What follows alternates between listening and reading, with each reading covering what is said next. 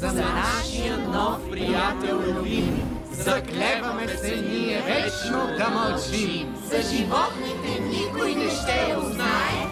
Завинаги нашата тайна това е. Училището на магическите животни. Двама от вас съвсем скоро ще имат много специален приятел. Магическо животно. По книгите на Марги Тауер. И са ваши приятели завинаги.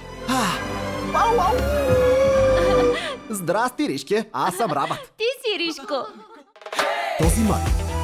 Мирише вкусно. Какво е то? Гадна стара шоколадова бисквитка. Вкусно. Здрасти, аз съм Ида. Йо. Йо? Йо. Йо. И кой си всъщност? Разбрах. Хората са много странни животни.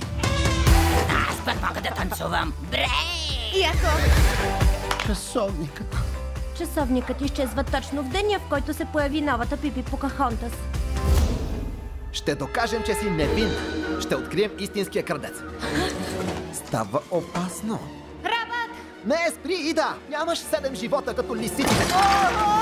О, не, защо? Объркал съм се. Котките са, те имат 7 живота. Едно магическо киноприключение. Кучи ли чук да лае? Не, аз бях. Вие дали сте магическо животно? Да приема това за... Не, нали? В компанията на лисица детектив. Пусках хартия, това съм аз. С врака крадец. Доки, оки, магично, магично. И Костенурка пират. Ей, беше по-яко от брег. И пак. Училището на магическите животни. Упражнявам се за хора, мамо.